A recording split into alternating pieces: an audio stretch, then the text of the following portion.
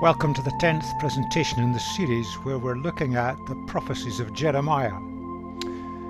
This one is entitled Judgment and Restoration.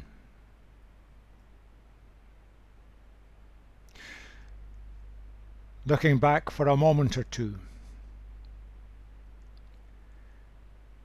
Hear the word of the Lord to you, King of Judah, you who sit on David's throne, your officials. Do what is just and right. Rescue from the hand of the oppressor the one who has been robbed. Do no wrong or violence to the foreigner, the fatherless, or the widow. Do not shed innocent blood in this place. For if you are careful to carry out these commands, then kings who sit on David's throne will come through the gates of this palace, riding in chariots and horses, accompanied by their officials and their people. But if you do not obey these commands, declares the Lord, I swear by myself that this palace will become a ruin.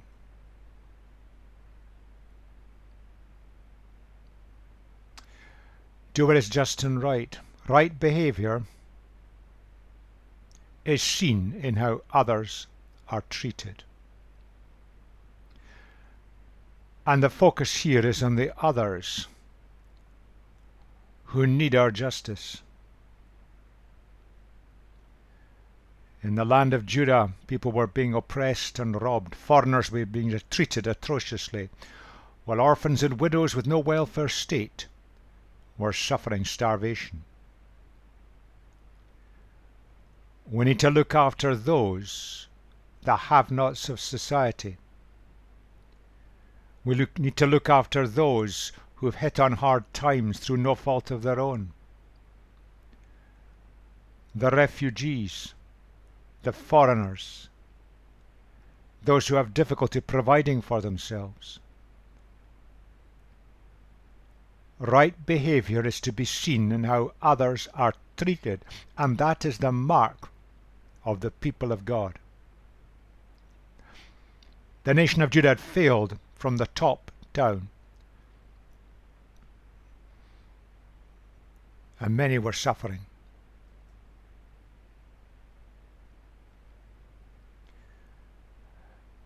Jehoiachin was taken into exile,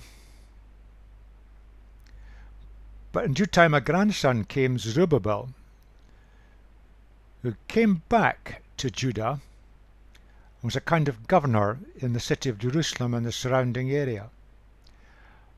But then the family line of the king just disappears into obscurity. The kings had failed. Yes, Zerubbabel was a good man who did good work. But eventually, from that obscurity came a man called Joseph.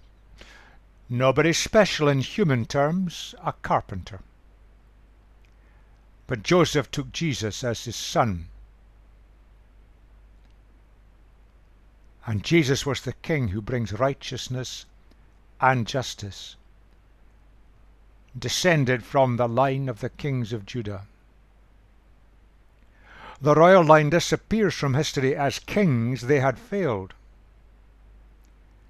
But Jeremiah perceptively sees that the days are coming when I will raise up for David a righteous branch, a descendant of the line of David, a king who will reign wisely and do what is just and right in the land. Back to the phrase just and right. Right behavior is seen in how we treat others.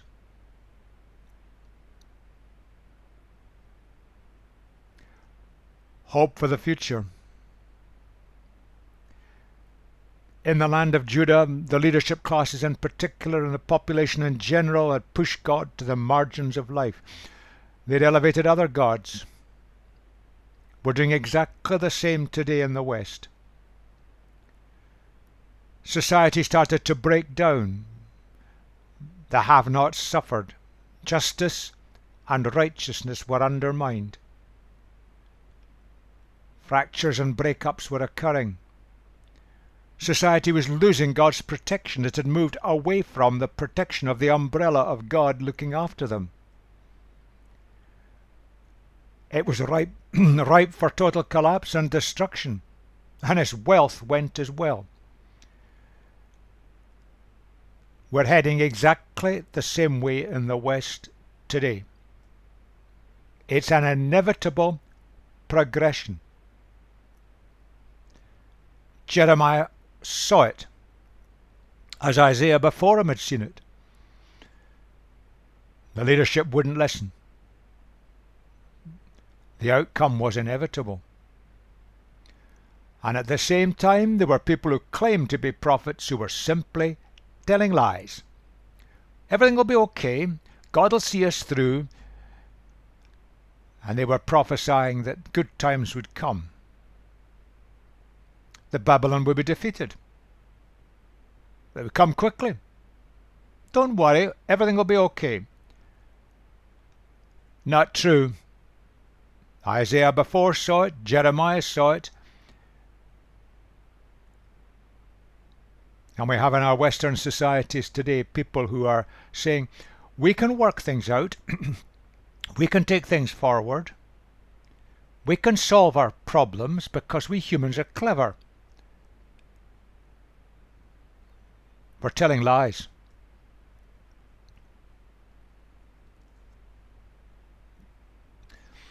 We look briefly at what prophecy was and is. The problem is that word has got a kind of distorted meaning today. So I focused on what it is not. It's not fortune telling. Look at the great prophetic books of the Old Testament and you can see that. It is not fortune telling. And sadly, within Christian communities in the West, we are fortune telling today. We're using the prophetic words, ripping them out of context, and we're telling fortunes of the future. It's not a kind of celestial timetable. Very little prophecy in the entire Bible refers to end times in any form or shape. The people at the time could never have understood it that way. We're going wrong. And there's a lot of abusive prophecy within the church in the West today. It's not a question of condemning people. None of our business to point the finger at other people. Our task is to live for Jesus. And there are those who try to pretend that prophecy has been replaced by preaching. It's not true, and a simple study of the words involved show it's not true. That's a deception. And we saw that the word preaching actually doesn't occur in the New Testament at all, in the sense we use it today. It's not a biblical idea. We've got to rethink what we're doing. We're getting things wrong. There's a way of describing prophecy. A man or a woman of God gets insights from God. It's not human intellect, insights from God. Looking under the radar, the meaning of situations and context, specific situations and context, and seeing what's going on at the spiritual level, if you like, what God thinks of it all. That's prophecy.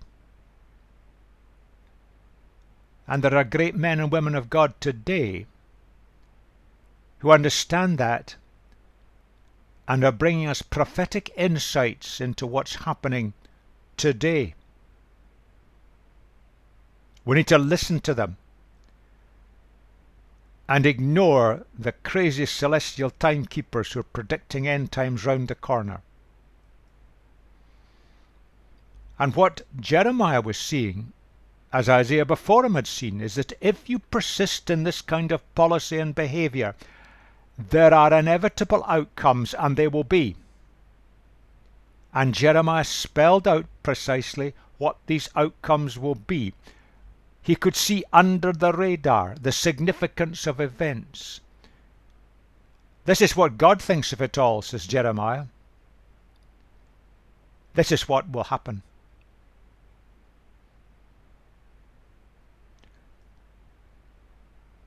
Now let's move on.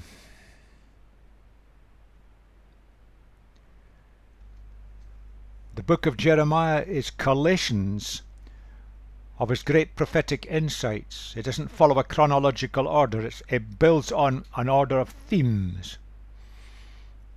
It's been brought together. Remember, Jeremiah spoke. He had a man called Baruch who wrote it down.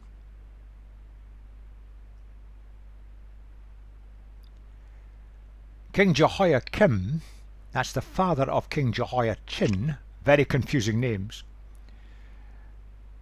he started plotting rebellion against Babylon. And his 11-year reign ended. Now it ended in some sort of ignominy or disaster at a personal level, but we don't know exactly what it was. But he died at a relatively young age. And Jehoiachin, his son, was put on the throne and given that name at the age of 18. But the Babylonians had already twigged as to what Jehoiakim and other nations were doing, and his army was moving south, and it was just destroying the land of Judah and neighbouring lands as they came south. They besieged Jerusalem, and wisely King Jehoiachin surrenders, because if the city had tried to hang out, it would have been destroyed, and it would have been a lot worse.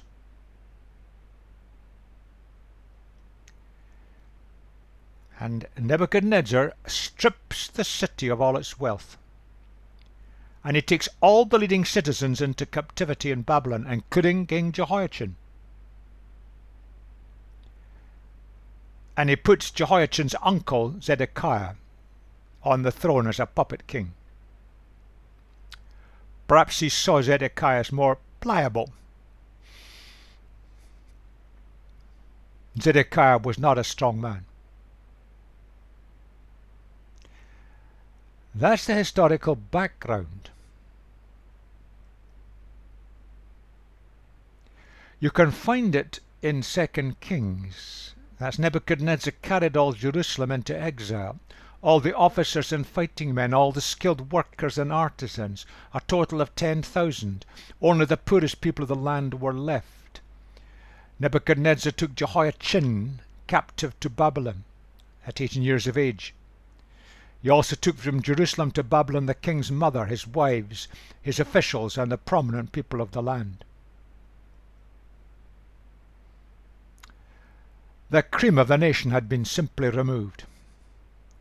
Now, in that context, there were people who claimed to be prophets, and this is what they were predicting.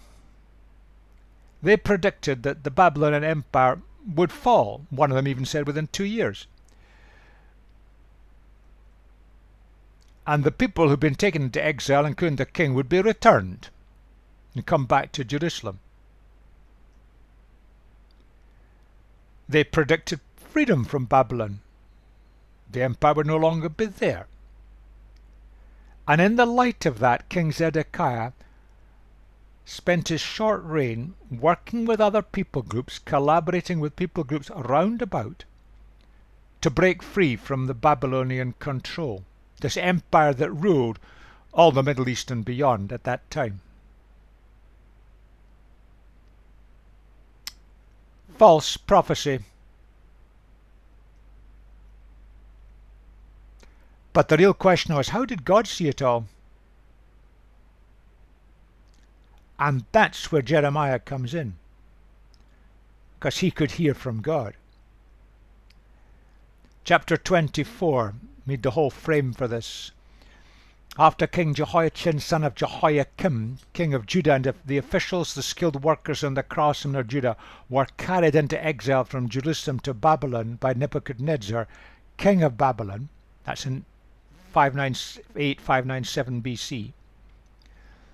The Lord showed me 2 baskets of figs placed in front of the temple of the Lord. One basket had very good figs, like those that ripen early. The other basket had very bad figs, so bad that they could not be eaten. Then the Lord asked me, "What do you see, Jeremiah?" "Figs," I answered. "The good ones are very good, but the bad ones are so bad they can't be eaten." Then the word of the Lord came to me. This is what the Lord, the God of Israel, says. Like these good figs I regard as good the exiles from Judah, whom I sent away from this place to the land of the Babylonians. My eyes will watch over them for their good, and I will bring them back to this land. I will build them up and not tear them down. I will plant them and not uproot them. I will give them a heart to know me, that I am the Lord. They will be my people, and I will be their God, for they will return to me with all their heart. Now, in fact, in that group of exiles who were taken away, there was a young priest aged 25 called Ezekiel. And he really did know the Lord. And he could hear from God. And he was vitally important in challenging the exiles in Babylon, showing them the significance of what had happened, showing them what God thought of it all, showing them why it had happened, the exile, what they had to do to straighten out their lives. At the beginning, their leaders just wouldn't listen, but bit by bit, the exiles were brought to a deeper insight and began to understand what God was doing. Jeremiah goes on, but like the bad figs, which are so bad that they cannot be eaten, says the Lord, so will I deal with Zedekiah, king of Judah, his officials, and the survivors from Jerusalem. Whether they remain in this land or live in Egypt, some had fled there. I will make them abhorrent and an offence to all the kingdoms of the earth, a reproach and a byword, a curse and an object of ridicule, wherever I banish them. I will send the sword, famine, and plague against them, till they are destroyed from the land I gave to them and their ancestors. Now, do you see just how Jeremiah's insights were the exact opposite of the insights of the false prophets? That so often happens, and it's happening today in the Church of God in the West. The true prophets are a minority, and they seem to be running in direct opposition to people who are being misled and are misleading others. The false prophets saw the future in the land with the same kingly line, the same shattered society, the corruption, the abuse of those who were the have-nots of society, with the temple rituals, with the false religion and false religious sites. And Babylon's conquering the land was just a temporary setback. That's what they saw. Jeremiah saw it exactly differently, because he saw what God was showing him. He saw under the radar the corruption of the land. You can't have the people of God living lives that contradict the very nature of God. They'd removed God from the center of their national life, their personal lives, their moral, ethical lives, the quality of their living. They were unprotected. The whole system, the corrupt system of the temple, the abuse of power, the corruption, the false religion, the abuse of sex in the pagan temples, temple prostitution, sacrificing infants on fires. That had to go. And the exiles were lifted out of that corrupted environment. Yes, they were in a totally pagan environment, but they kept their identity in the Babylon area. And they had a great man of God, Ezekiel, to teach them and to give them God's insights. The future lay with them, not with the corrupt system of Jerusalem. It had to be wiped out completely.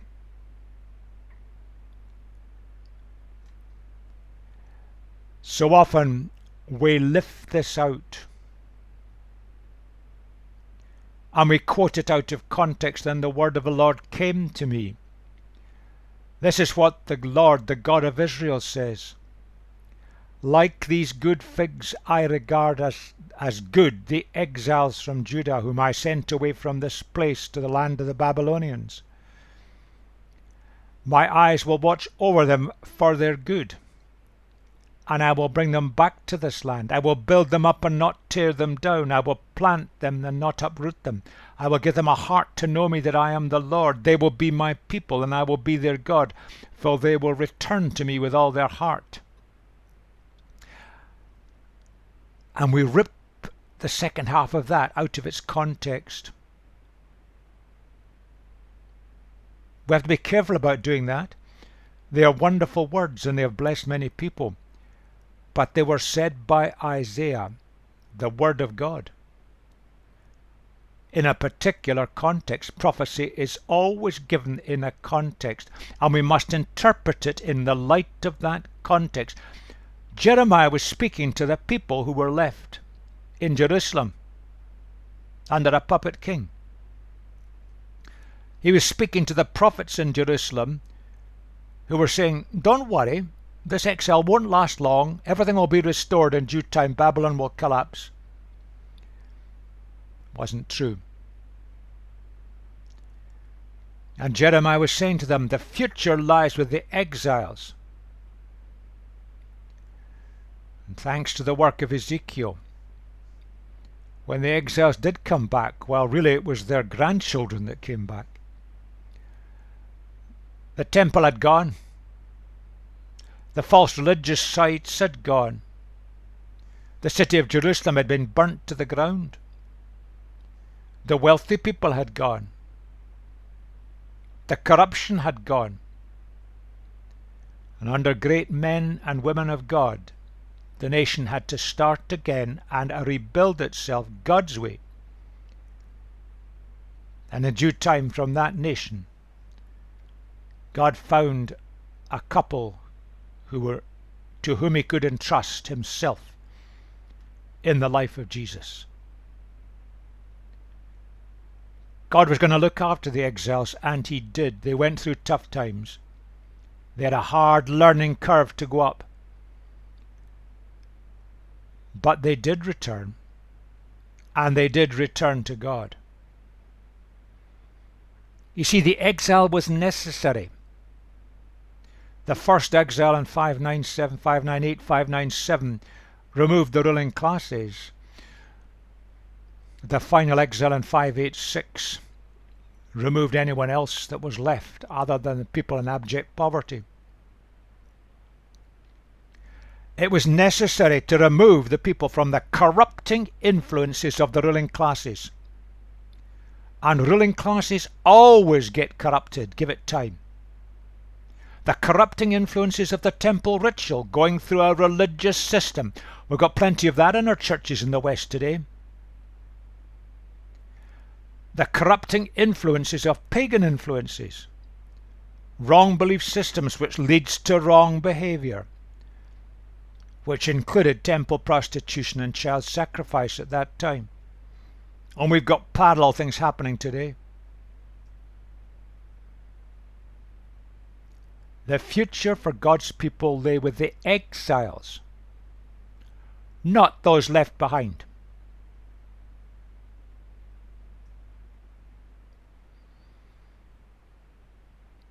Jeremiah could see under the radar. He could see what God thought of it all. He could see the hand of God, the purposes of God. God didn't create the exile. God didn't create the problems. The people brought all these things on themselves. But God was working through the situation to bring a people to himself, so that through that people the world might be blessed, which was the purpose of the nation of Judah. And that was fulfilled completely in Jesus.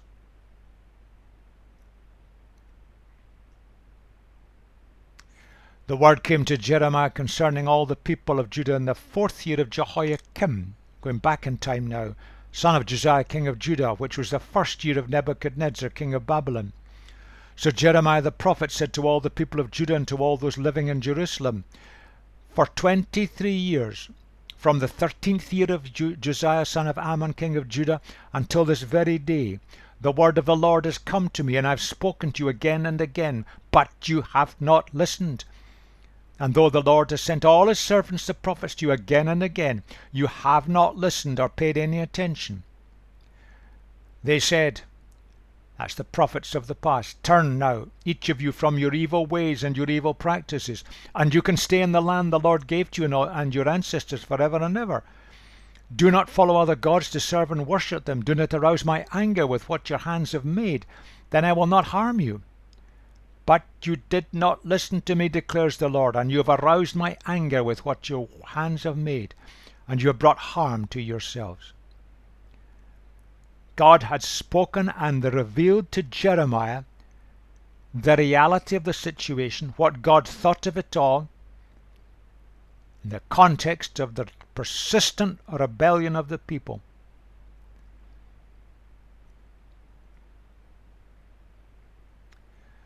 Now this can be dated fairly precisely.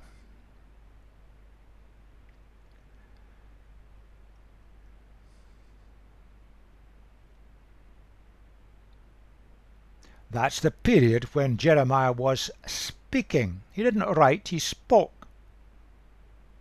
Baruch, his secretary, wrote it down, collated it, perhaps organized it into themes.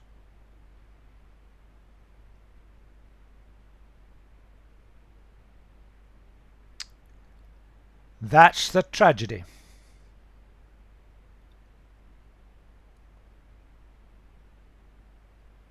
The leaders of the nation had pushed God to the margins of life. They were going through all the rituals of the temple, that was fine, but God was pushed to the margins of practical living. And terrible damage was being done to the nation. And the have-nots were certainly suffering brutally, while Jehoiakim and the cozy group of the leadership classes were living in the lap of luxury.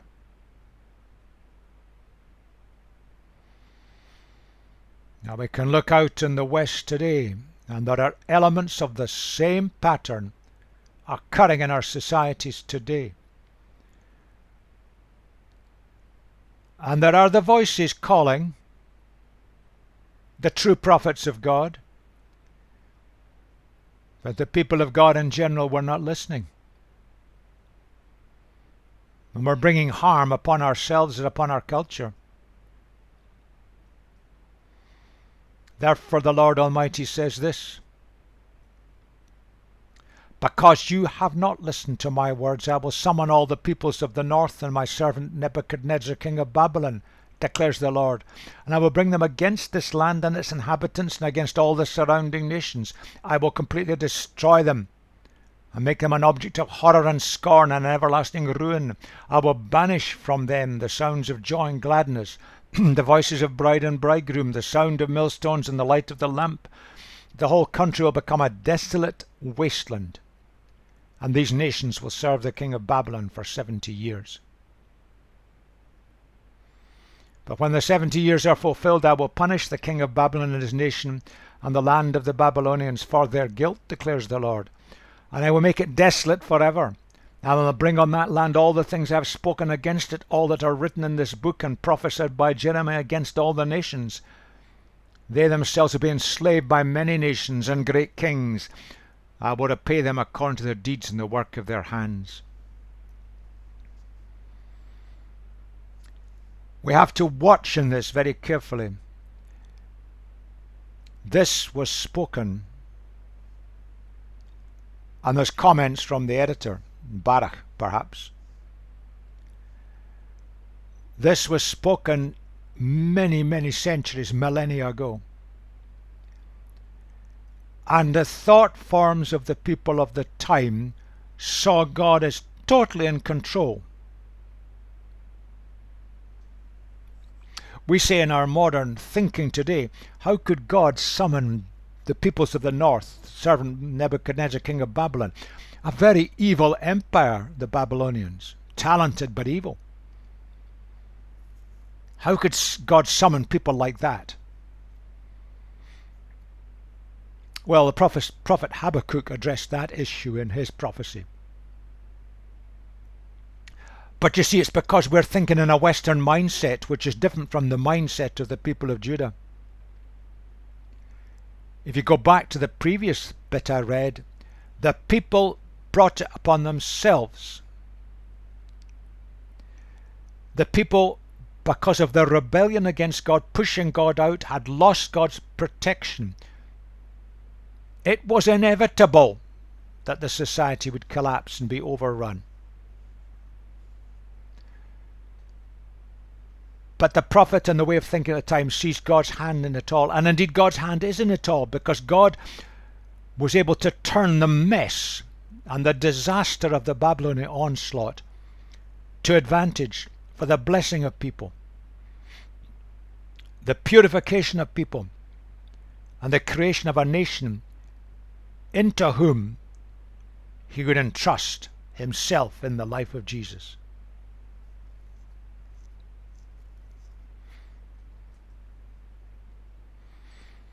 We find that strange. But all it means is this, that he was a servant in the sense that he was carrying out what God had planned. God didn't want disaster on the people of God. They had brought it on themselves. But God was going to allow that to happen so that the people of God would be purified and something greater would come from it.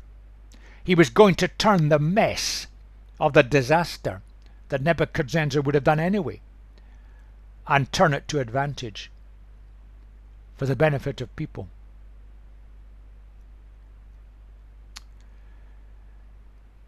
We've got to watch when we see prophecies like this.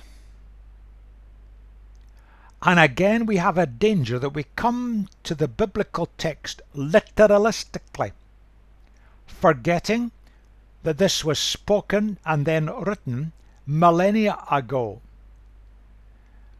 And in the Hebrew language of the time, numbers were handled differently. They didn't have a number system.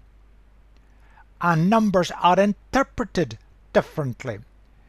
We live in a highly quantitative age today, where a year means 12 months. A week means 7 days. That's not how numbers were used in the cultures of the time. So you've got to watch. Whenever you see numbers in the Bible, watch. They didn't have the number systems that we've got, and they didn't think that way. You find 40 and 70 occurring all over the place. 40 doesn't mean exactly 40, 4 times 10. That's Western mind thinking. That's not the mind thinking of the age of the Bible. 70 does not mean 7 times 10. That's Western mind thinking. 40 means a generation, 70 means a lifespan. And if you track the use of the word 70 in the Bible, you can see often it just simply means many, whereas 40 means a kind of shorter fixed length. And if you look at how it's interpreted in the Bible, specifically with regard to this prophetic insight, in 2 Chronicles it's talking about Sabbath rests. And of course Sabbath has got the idea of 7 in it, every 7 days, 7 years. It's also related to the fall of Jerusalem in 586, then the collapse of the Babylonian Empire and takeover by Cyrus in 539. That's not exactly 70, but it's approximately a lifespan. In Daniel it's related to the ascent of Darius. There's more than one king Darius. In Ezra it's related to the ascent of Cyrus. In Zechariah it's related to another Darius.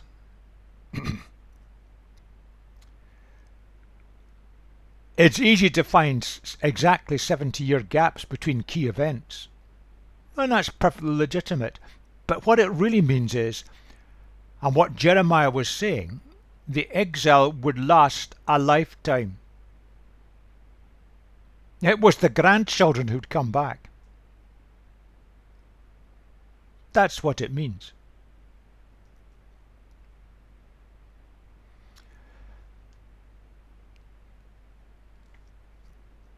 This is what the Lord, the God of Israel, said to me. Take from my hand this cup filled with the wine of my wrath. Make all the nations to whom I send you drink it.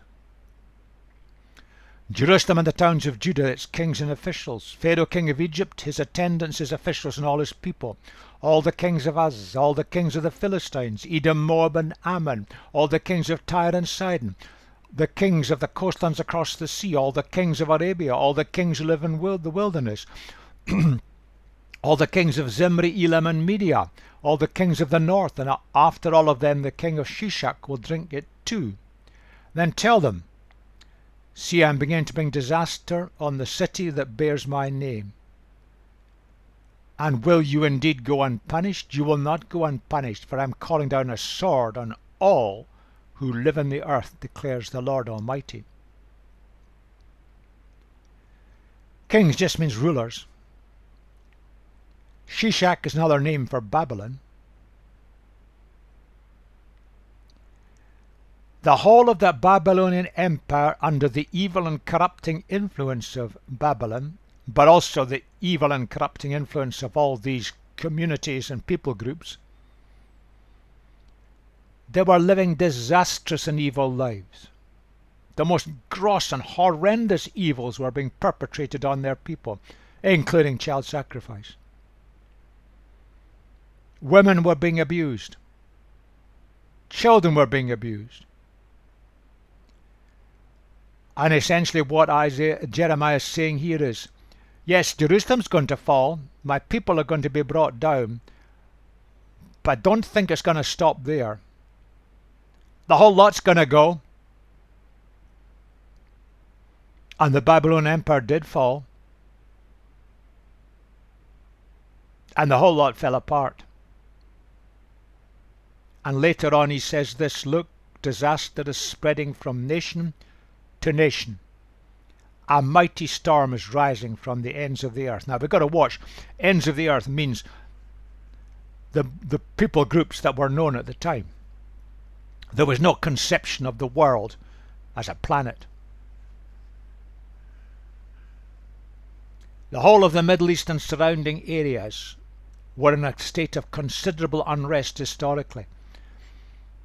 The Assyrians had conquered most of it. Babylon had then taken over from the Assyrians. The brutality of both these empires was horrendous.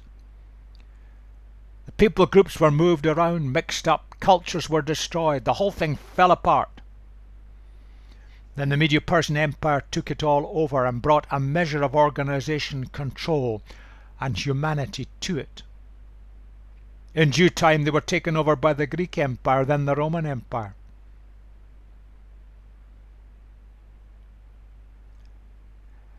Disaster is spreading from nation to nation. Again, once the word nation, it means people group. Jeremiah could see what was going to happen. But it raises the question here, why do God's people suffer? Indeed, why do people suffer? And we may say, well, we've made a mess of things, but we're not as bad as the group down the road. At a personal level, we may say, well, I made lots of mistakes, I admit that. But look what other people have been up to. God doesn't work that way.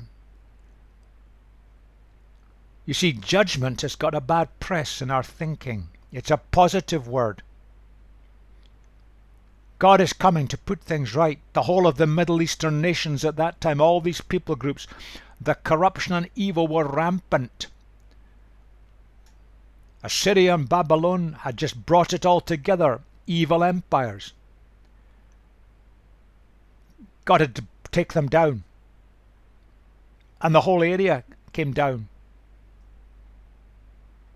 But it started with the people of God, because we should have known better. That's what Jeremiah is saying. But Babylon faced it in the end. And it goes on all around. And indeed history shows us that they were brutalized by the Babylonian expansionism, right down to Egypt.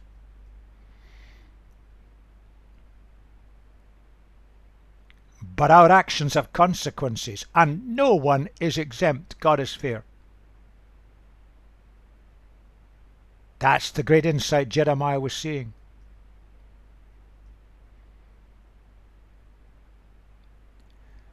But today we ask these questions.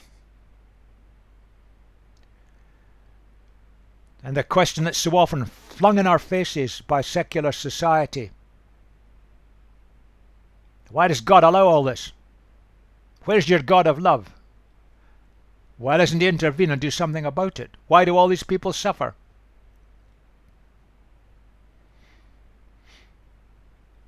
We need to have an answer to that question, and Jeremiah points us to an answer.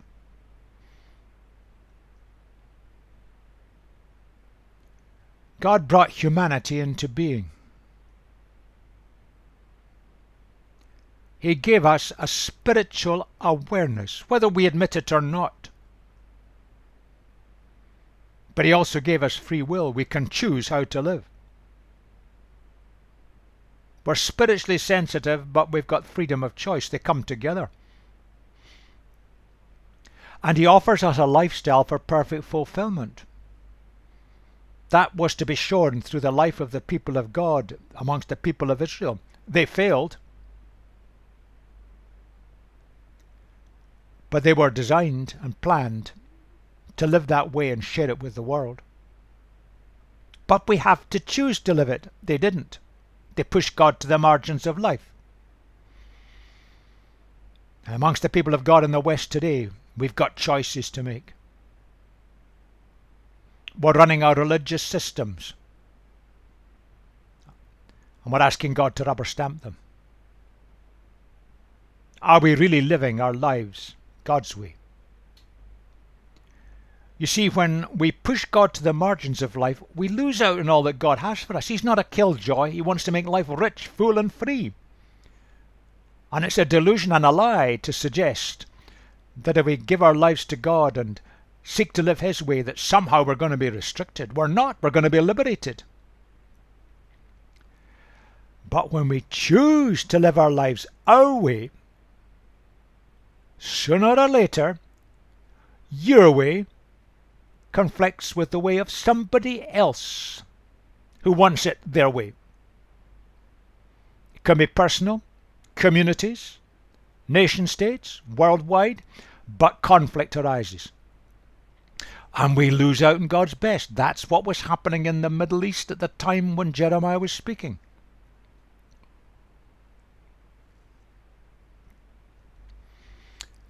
We have decisions to take,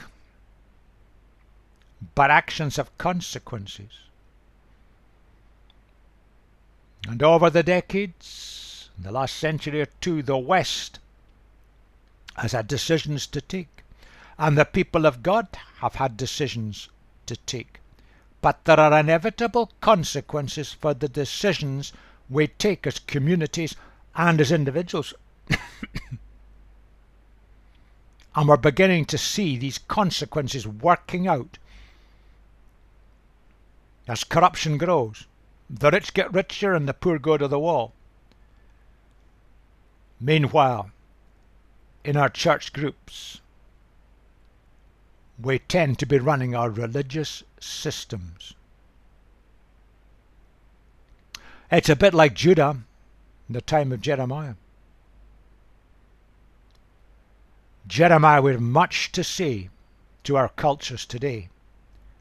This is the prophecy of Jeremiah.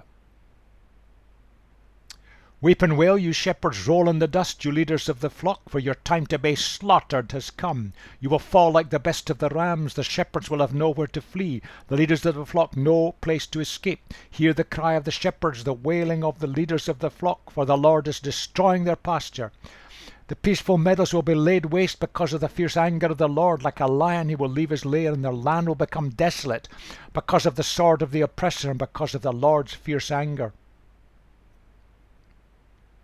The leadership in the days of Jeremiah were not exempt. They were hit hardest. They lost their cozy way of life. And it's going to happen in the West today. Disaster is spreading from nation to nation. A mighty storm is rising from the ends of the earth. That could be a prophetic statement over the nations of the West, the people groups of the West, today. That is something of the prophecy of Jeremiah.